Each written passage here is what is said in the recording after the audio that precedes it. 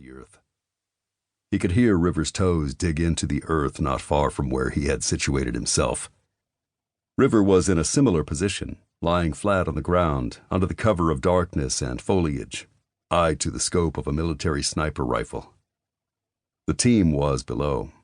Last reported, they had retrieved 4 hostages and were coming out.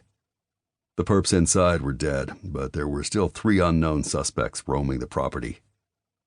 A shadow materialized from the corner of the house below. "South side, 200 yards, he murmured. He released his breath and squeezed the trigger. The shadow stumbled into view and the suspect dropped to the ground as the guy's semi-automatic weapon skidded across the pavement. "1 down, 2 to go," River whispered. "We don't have time to wait. One of the hostages is bleeding out," Captain Maddox Stone rasped. "Copy," he said. "Go when you're ready." "Dispatch, you got that chopper waiting?" the captain barked into the comm. "Copy that, Alpha Team," Sam's voice came over the mic. She gave the team a sense of normalcy, reminding them that home was waiting. His unit came out of the house and turned left. Hunched over, in formation, they had a hostage between each team member's body, providing what cover they could with the body armor they wore. The hostages were embassy workers, civilians. Rumors had started a week ago of an embassy takeover, and after the 2019 attack on the U.S. Embassy in Baghdad, Iraq, the Secretary of Defense hadn't taken any chances. The hostiles had already infiltrated the building by the time his unit had arrived, but the perps hadn't been inside long enough to kill anyone. The Secretary of Defense sent in the best of the best, his Special Forces unit known as Infinity. "Get in, get out, bring the staff home," the SOD had ordered. Infinity did what they did best and would get the job done.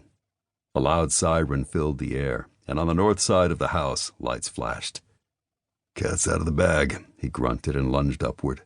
Snatching his rifle, he jumped down the steep incline with River on his ass. They raced through the dark trees toward the team. Gunfire erupted and perps started shouting. Dillon ran faster, blood pumping, his eyes peeled for anything in his way that could possibly stop him from reaching their unit. Ahead of them was the tail end of his team. Blade always took up the rear when she was covering their asses from afar, otherwise that was his job. He had no doubt that if something were to happen to him, she'd get the job done. She was one badass motherfucker, and a hell of a soldier. "Base, we may need reinforcements," Maddox grunted into the mic. "Roger that, Alpha Team." Sam's calm voice came over the mic. A shadow lunged out and Blade ducked, coming up with her knife, but the guy had a gun. Dillon put 2 in the fucker's chest and then leaped over the dead body. It was all done without stopping, and the 3 of them ran to close the widening gap between them and the team. Captain Maddox Stone set a brutal pace, but River easily caught up to the guy. River made it his mission to watch Maddox's flank like he owned it, which he did because they were a couple. Dillon spun and took up the rear, and Blade hurried to help one of the hostages pick up the pace. She wrapped her arm around the woman's waist and half-carried her forward. They moved silently except for the hostages. There was no way to keep them quiet. In another minute, the chopper came into view, but the noise on their 6 was growing, and Dillon knew it was only a matter of time before the perps would reach them. The unit started lifting people into the rescue hawk. Dillon turned and faced the way they'd come and dropped to one knee. He lifted his weapon to his shoulder and aimed the scope at the line of trees. He put 1 into the first perp that stepped into the clearing brandishing a rifle. 5 more followed, but then there were too many to count. Bullets hit the dirt and grass flew into the air nearby. He settled his breathing as he continued firing at the edge of the trees. He'd take out as many of them as possible before he left this earth. "Dillon, fall back," Maddox snapped out the order. He didn't hesitate. He sent several more rounds toward the trees and lunged to his feet. Racing toward the chopper, he kept firing. Ethan and Blade stepped up to provide him cover. The enemy kept coming out of the trees.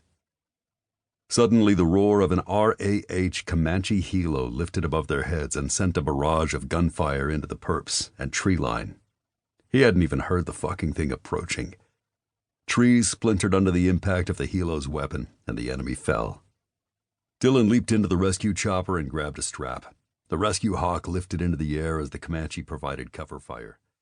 Dillon